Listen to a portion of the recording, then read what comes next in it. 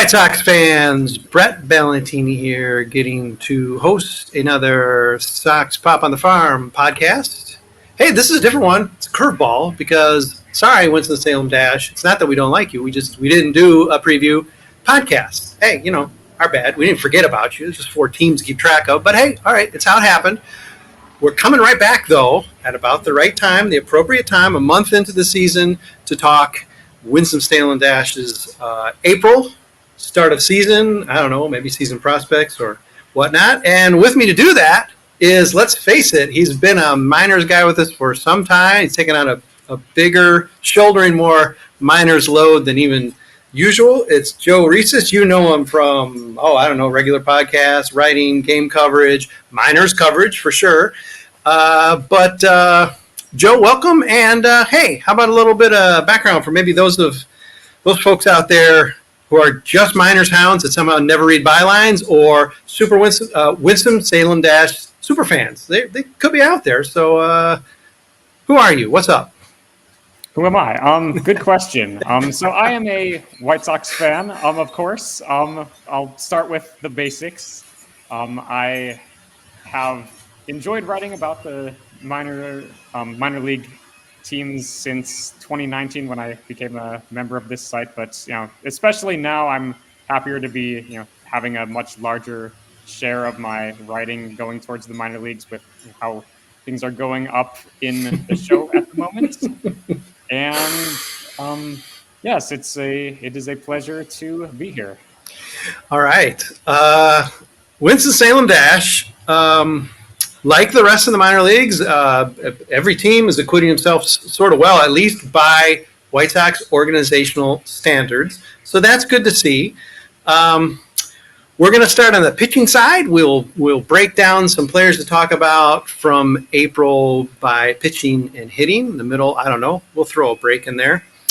One guy who hasn't really been cited for individual plaudits, because as it is, it's going to be tough for him to do that. It's going to be tough for him to qualify for a win. Noah Schultz is not a guy who's probably going to pitch 5 innings in many games, frankly. The White Sox are still keeping him on a fairly short leash, which is probably smart, given I think coming into the season he'd pitched I don't know what it was, some ungodly small amount of innings, like 19 or something. He really hasn't got a lot under his belt yet. The White Sox are going to be very careful with who is probably inarguably their number one pitching prospect.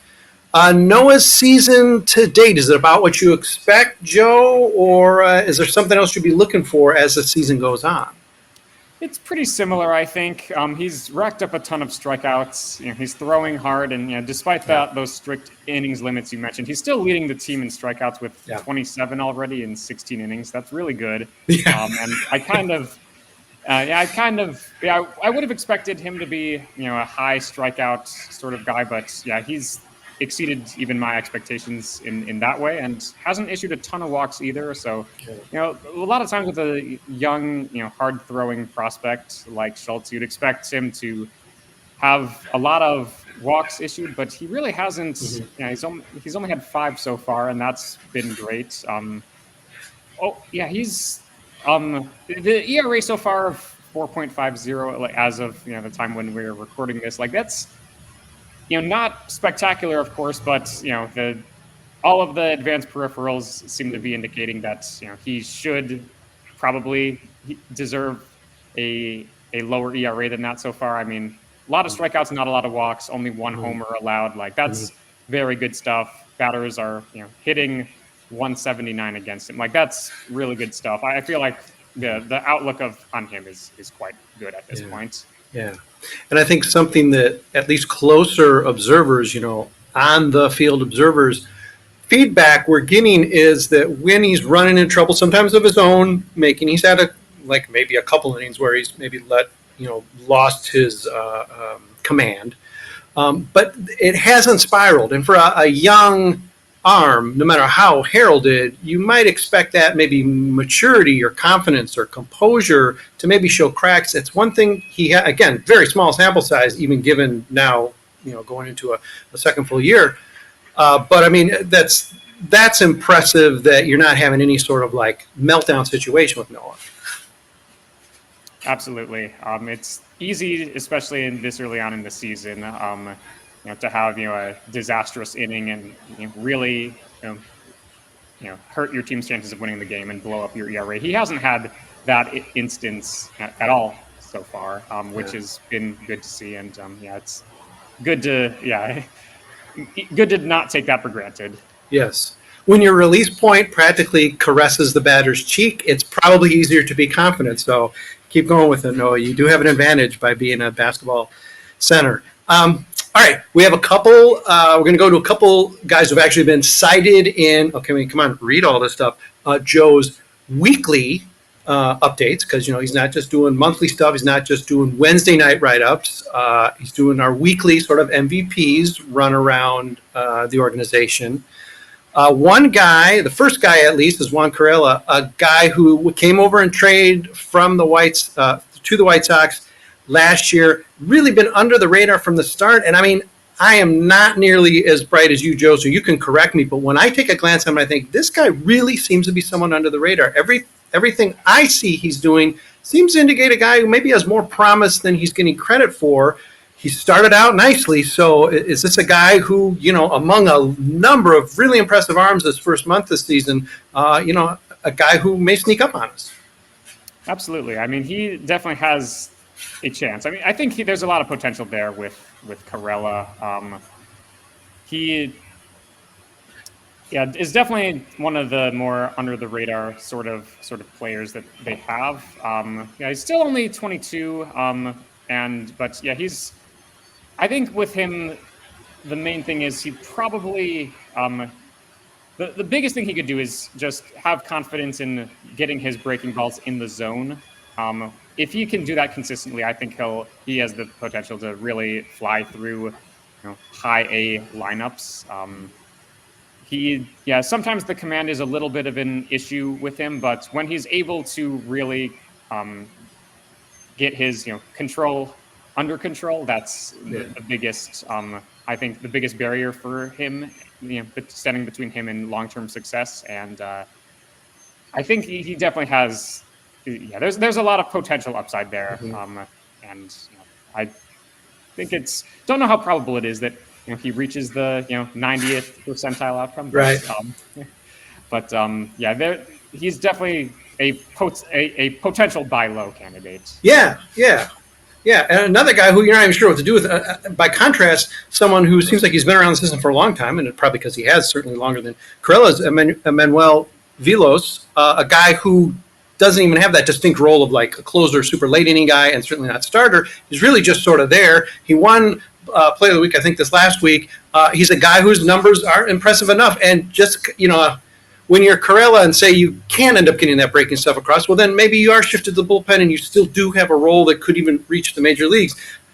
You shouldn't necessarily look down at a guy who has sort of the most indistinct role of any minor league pitcher, which is not necessarily late back end guy, not a starter. Because if you get the job done, You're gonna move up. The odds maybe are stacked against a guy like Veloz, but so far so good. And if he finds a role, again, he will keep moving. He'll see Birmingham, etc. Yeah, absolutely. He, it's been a very nice couple of weeks for him. And I think, I don't think he'll ever be a big time strikeout guy, but I think with him, it's mainly reducing sharp contact. And so far he's done a really nice job of that. Hasn't allowed any homers, really, I think with him, as long as generally when he's not hanging, breaking balls, he's done very well. It's got in general, and he hasn't hung, many of them, so far this year. So it's been, hitters batting 161 against him. Like that's very, very promising. Maybe a little bit of bad luck there, but the stuff from what I can tell is pretty advanced for someone in class high A. So I think he could stick in the reliever's role, and it'll be interesting to see if he can sort of build on his strong first month this season. I mean, he's proven at least that as he's leaving the locker room, he sees the sign in English or Espanol of, don't hang breaking balls. And he's following it. So, follow the orders. Okay, next guy, a little bit of name debate. Joe and I were wondering. It's not exactly harkening back to, say, the Christian Mania or Mania. It doesn't seem complicated, but is our Libertyville Wildcat native. Hey, Riley Gowens. I think we're going with Gowens, but we're going to find out. Hey, Gowens family, Riley, ring us up. Let us know. I don't think he made the pronunciation guide, so we're going to go with Gowens. And, I want to talk about him, well, not just because he went to one of the better high schools in the greater Chicagoland area. All right, I'll drop the reveal thing. But, hey, listen, it's his first full professional season, just drafted last year. And really, not that you should be all, obviously these guys are enduring a lot of change quickly, not quite like coming from another country and getting stateside, but you're in a different place every time. So being traded from the Atlanta organization to the White Sox isn't that big a deal, but still, you're starting new, you're trying to impress, and his start's probably been about as good as you can hope for. He does seem like a guy who could sustain and be moving up as a starter. Absolutely, he's been very consistent so far. He's definitely shown that he can get strikeouts when, in high leverage situations, sort of like, he's had a couple of situations already where, he's worked himself into a little bit of trouble, but he's been able to work his way out of those for the most part. Let's see, the home run rate is a little bit high, but it's a very, very small sample size. I don't think that's anything to be concerned over at this point in the season. And, when he's not, outside of, the 3 homers he allowed in the first month of the season, he's been very, very dangerous. And, hitters haven't been able to do much outside of those 3 homers. So that's been good to see. And, I think, he's definitely has the potential to kind of keep that momentum that he has built. Yeah, I noticed the hits he gave up being the big ones. So listen, Manuel, please elbow Riley on his way out to the mound and say, okay, look at the sign. Don't hang the breaking stuff. Then they don't go over the fence, right? Okay, he's gone from Winston-Salem, but we got to take the opportunity to talk about him, Joe. You will not be able to talk about him maybe for the rest of the year. So let's talk about this a burgeoning closer of the future. Potentially, I guess at the moment you can't say anybody's better in the system. Potentially the best in the system. That's Eric Adler. Did just get called up to Birmingham, made his debut, I believe, maybe even today as we're recording. But he did everything necessary. Probably there were folks thinking, geez, why did he even start in Winston-Salem? Well, he didn't last there long. So whoever thought that was right. Their hunch was get the guy to Birmingham because he's there now. You really can't, as a late reliever or closer, do any better than he was doing with the Dash. Exactly. Yeah, this is the numbers he just put up this past month in Winston-Salem. Those are like MLB The Show on rookie difficulty numbers. Really can't do much better than he did.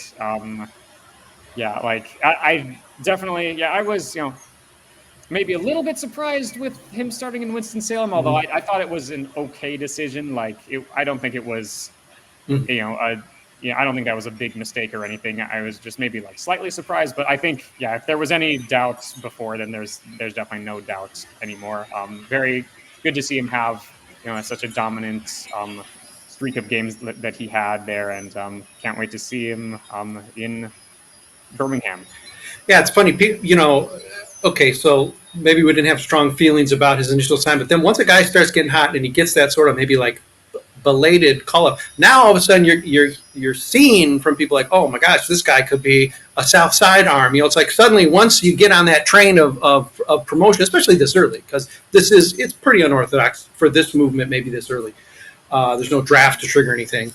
So now suddenly you're going to be on the South Side in August or something, which, is not out of the realm. There, I think increasingly we see jumps from Birmingham straight to Chicago or a very brief stopover. We saw that just with Jonathan Cannon and Nick Mastrini, although, of course, they're back in Charlotte now.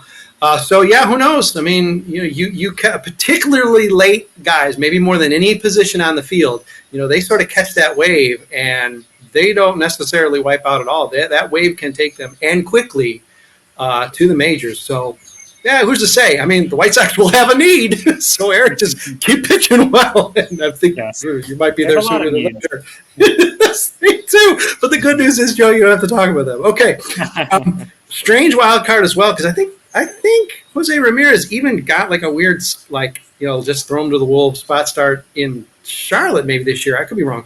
But I mean, in Winston-Salem, José Ramírez is doing the job as well. I mean, again, this has been a theme that we might talk about real soon, Joe. This is a theme throughout the system that the arms, particularly starting arms, have been by and large maybe Charlotte accepted, but I mean, Charlotte's always accepted some really dynamite arms, and José Ramírez just seems to be falling in line as one of those. These guys, small sample size, let's just pray it's a big sample size, just seem to be falling off the tree early this season. Yeah, that is really, I think it says something that he's already, been, they've had confidence in him to start a game at a higher level this early on. It's really, he's really been he's been dominant very much so far. And it's been he's only allowed 4 hits in 11 2/3 innings. That's that's adequate. Hard to beat that. It's been he hasn't gotten any starts with the Dash, surprisingly. I don't know. Maybe that'll change at some point. I don't know if they have any. I'm not sure the likelihood about trying to turn him into a starter long term, but I feel like with how well he's been pitching, it couldn't hurt to at least try putting him in the rotation and seeing how he does, given how well he's done from the bullpen so far. I suppose if it's something is working, if it ain't broke, don't fix it. But I'd be curious to see how he would do in the rotation. See, friends, this is why expert Joe Resis is with me, because when I just start blabbing about a guy being a starter, Joe can say, well, now, hold on there, friend. Might be a good plan, but that dude ain't starting. So, that's, we need counterbalance here to the host who doesn't necessarily know what he's talking about. On that note, we will transition into a break and talk about a little offense. The offense hasn't quite maybe been as impressive as the pitching has for the Dash, so it might be a briefer segment, but if you hang with us, I promise all of you Winston-Salem Dash superfans, if you hang with us for a minute or two, you're going to get some offense talk as well from Joe Resis, and I'll try to throw something in that's pithy or just plain wrong, and Joe will not hesitate to tell me I am. Hang with us for a minute or two. We will be back talking Dash. White Sox fans, I'm Brett Ballantini, hosting Sox Pop on the Farm. It's podcast number 53. We're finally getting around to the Dash. Apologies for not previewing the season, but let's face it, the previews are just sort of grab ass anyway. Just wondering, not necessarily by the time we're doing them, we don't necessarily have a roster, especially as you get further down. So it would have just been a bunch of nonsense riffing anyhow, Joe. So that's all right. It's okay one to skip. We're not missing a 1 month check-in. We've covered some of the really impressive pitching, which I guess arguably has been the stronger side of things for the Dash. Again, Dash, like most of the teams in the system besides Birmingham and the White Sox, hovering around 500. So, nice starts pretty much for everybody. Hitting-wise, we've had one player of the week, Jacob Gonzalez, a guy who, when we did our live draft podcast, we all rolled our eyes at picking a shortstop who wasn't necessarily as regarded as was warranted by the spot. I've been pretty cynical about it all because it's like, there's nothing, I think even admittedly in the draft board, nothing super distinctive about Jacob Gonzalez. But let's face it, and I think even his first, maybe his sort of mini pro stint last year didn't overwhelm, but I got to say, he's out of the gate pretty impressive, a guy who seems to be filling the role as a first-round draft choice rather well, and despite the fact that there are other shortstops, at least one guy, on the depth chart in front of him in the minors, is just basically plugging away and doing what he needs to do in order to perhaps, get a call up at some point, maybe post-draft, up to Birmingham. What's your assessments of our first-rounder last summer? Well, he's getting on base quite a bit. Yeah. That's been great to see. Generally, his position that you don't expect a ton of power, and we haven't seen a bunch of that with him, and that's, I think, fine. I think the main thing is he's drawing his walks, he's getting the bat on the baseball, hitting line drives. He's been doing that so far, and so I can't complain too much about him.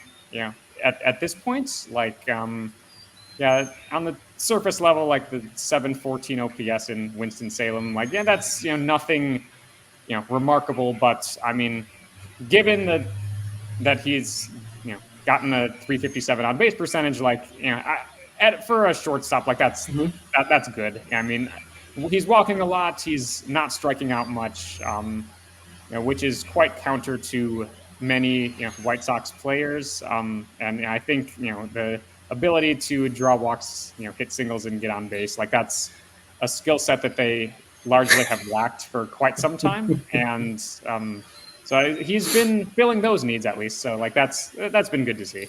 See, Joe Resis, when it comes down to it, polite. If he really needs to be, his default is going to be polite. I might cuss, he's going to be polite. Yeah, no, he is playing to theme, which one of the themes, if not the theme of last summer's draft, was guys with better bat discipline. You'd think you'd sort of always want this. I don't know why you'd go off the rails and be like, hey, let's pick some DHs, but bat discipline, and guys who get on base. So at minimum, if you fulfill the thing that you really, was sort of your headline coming in, hopefully you add some weapons as you go. This is really still his first full season, so he's got a month under his belt. It's going to be a grind, and when we're talking, Joe, in August or something, we might have a different assessment, or we might not be talking about him all because he might be in Birmingham by then. But let's move on to a guy who doesn't exemplify those qualities whatsoever, to the point where he really was starting to look, if I would have had to say it, and I think it's reflected in how he's tumbled down our prospect list, a guy who was maybe on the verge of flaming out, in spite of being sort of the 1A to Colson Montgomery in his draft year. And that's Wes Kath, a guy who's actually, for a month here, put it together pretty nicely and looks like now some of the promise you would have hoped for as a second rounder, is the guy the White Sox said they would have picked first if somehow Colson hadn't been there, would have picked as a first rounder. Finally, though still a fair amount of swing and miss, not as bad as it's been, maybe a guy who is, at still a very young age, starting to put it together. I hope so. Like, I was very pessimistic about Kath as we entered the season, and I'm very happy to be proven wrong so far, and I hope he keeps this up. Already got 4 homers. Love to see that.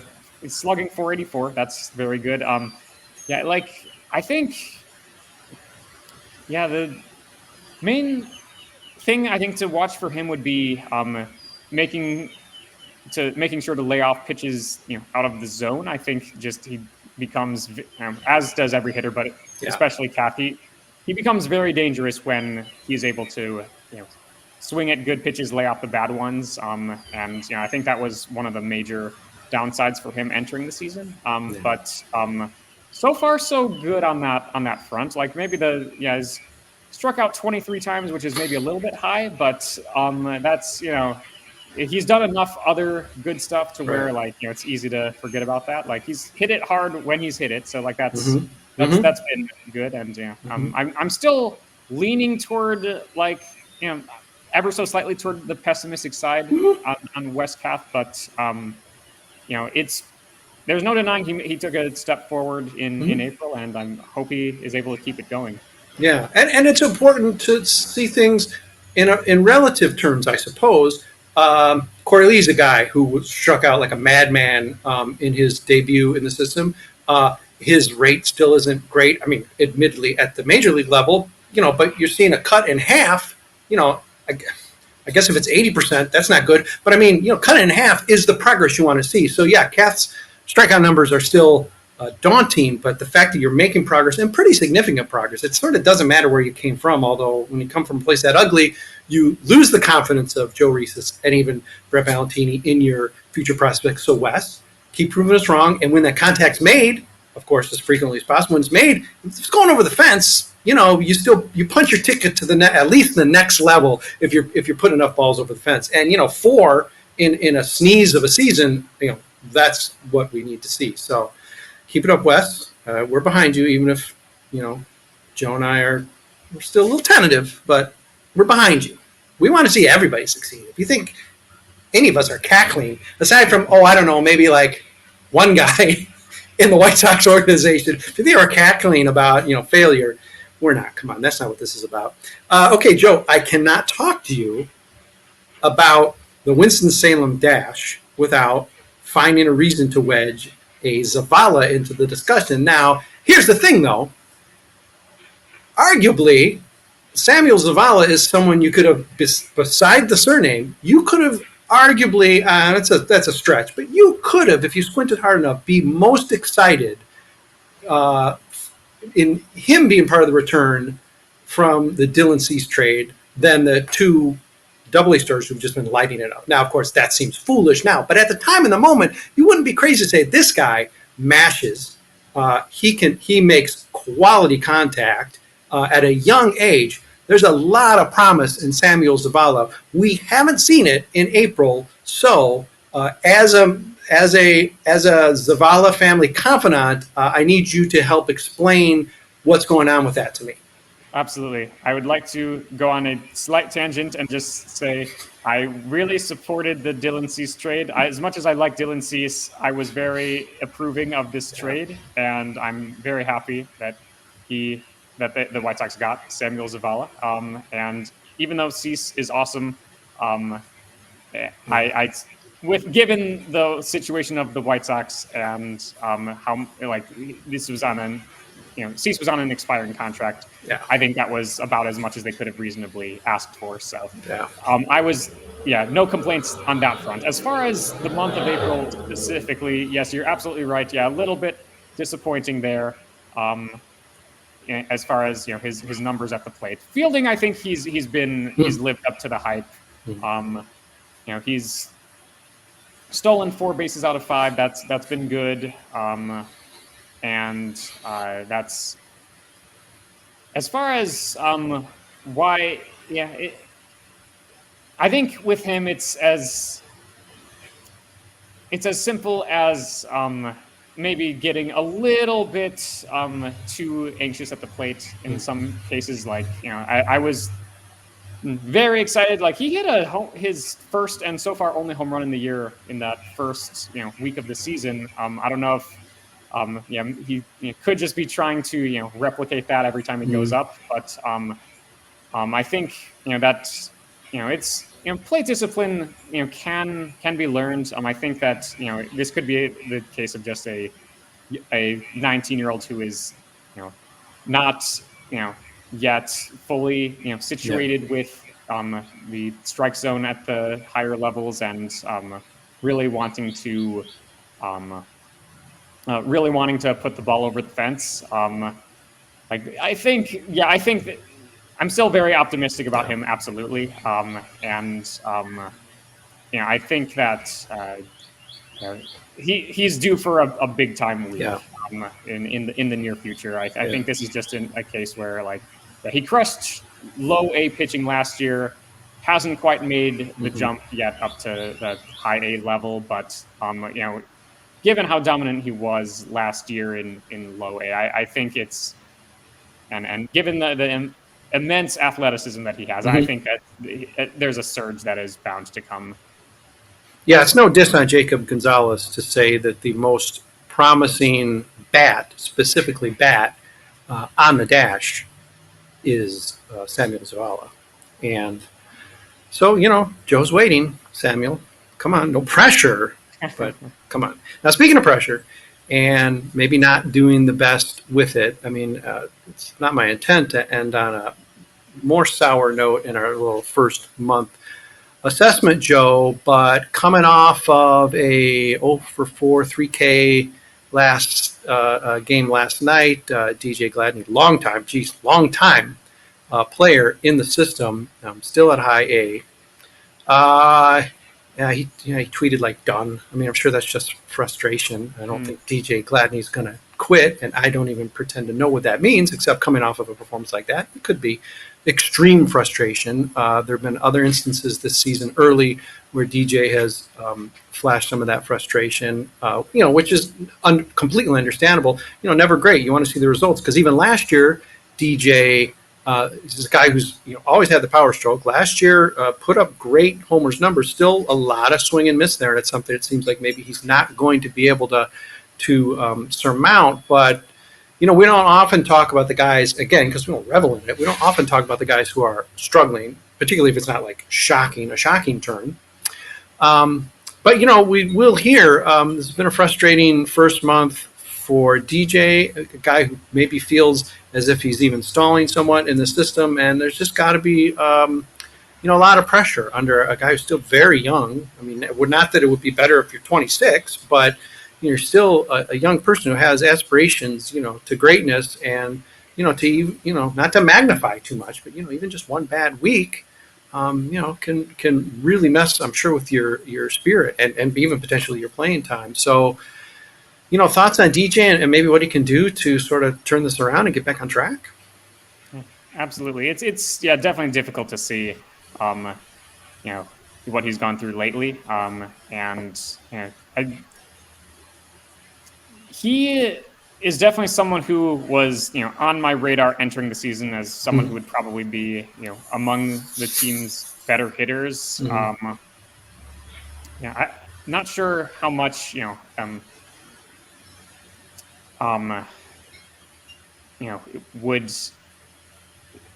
he would benefit from like a little bit of, I don't know, a break. I'm not really sure, but like hitting a baseball is just really, really hard. It feels like he might be just pressing a little bit right now, just really wanting to break out of the funk and go on a hot streak. But sometimes the bat just isn't connecting. As far as like his long-term outlook, I'm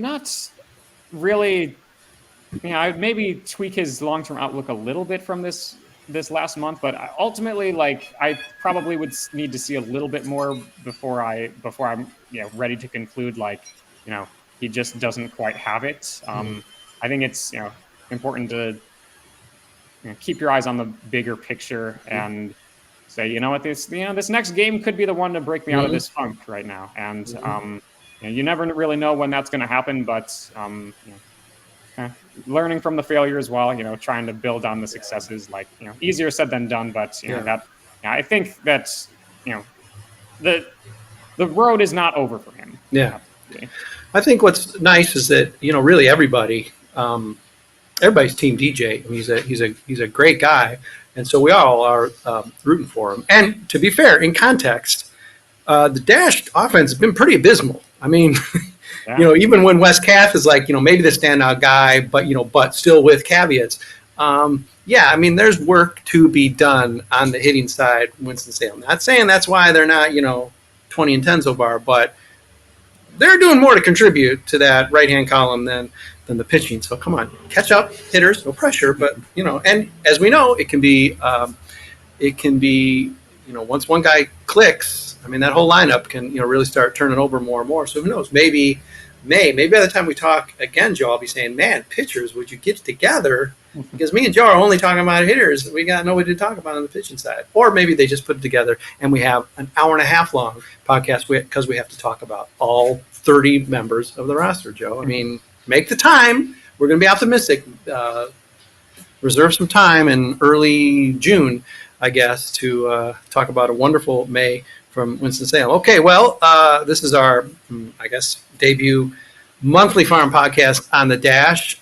Thanks for the insight, Joe. We will make a date for approximately 30 days or so. You can read Joe on Wednesday nights doing our minor league update, and scattered throughout otherwise, I guess it would be pretty early each month to talk about the previous month on a weekly basis. I think we're hitting pretty much Mondays, maybe Tuesday mornings for the weekly update. So, if it's minors, it's Joe Resis. So, he doesn't have the T-shirt yet. I haven't got him his gear yet, but pretty soon he'll just be able to open the shirt up and say, yep, I'm the minors guy. My name is Joe Resis. Joe, thanks for doing this with me. And I have a feeling I might be talking to you again real soon. But for now, take care, and we'll talk in a month. Yes, absolutely. Thank you for having me. This has been a pleasure, and talk to you soon.